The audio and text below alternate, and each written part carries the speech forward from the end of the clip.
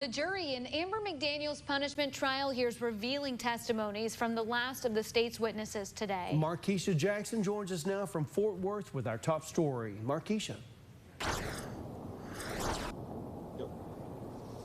Yeah, Daryl, the state rested their case at 3 this afternoon. The defense then calling their first witness, Martha Staley. Now, she is the sister of James Staley. She says she and James grew up in a very abusive household. Now, from the state, we saw WFPD Sergeant Brian Sheehan, Chief Investigator of the DA's office, Ty Davis, and Sergeant Marissa Cervantes take the witness stand. Sergeant Sheehan testified that he was assigned to oversee the investigation into Walter's death about 12 days into their investigation. He testified that more resources were used and more money was spent on this case than any other case in his career. He was also questioned about the timeline of the investigation and how Amber withholding those deleted text messages slowed the investigation down.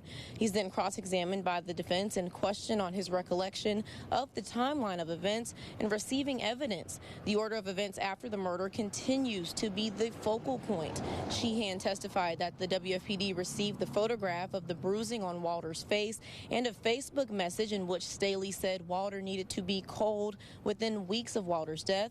Barber asked if those things could have been evidence of murderous intent. Sergeant Sheehan said not in the same way as receiving multiple text messages as evidence. Sheehan was followed by the prosecution's next witness, Chief Investigator for the DA's office, Ty Davis. Gillespie and Davis talked about their meetings with Amber, where they repeatedly told her how much evidence they'll need and if she knew anything at all that could help to let them know, notably saying they needed to know the good, the bad, and the ugly, something the third witness from today, Sergeant Marissa Cervantes, stressed to Amber as well, seen in another police interview with Amber that was shown today.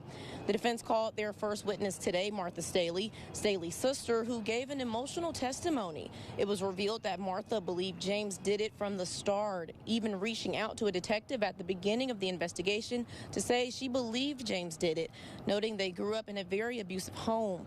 One thing I noted from this is that it was revealed that 2 months after Walter's death, Martha received a text message from her brother that said, quote, "Waiting for you to reply is like running out of air to breathe," end quote. And then when she did reply, James replied back with, quote, "Talking to you feels asphyxiating." The defense then called 2 of Amber's family members, her stepfather, David Taylor, and her big sister, Shayla. They were questioned about the kind of relationship they had with Walter and Amber and how she's changed since his death.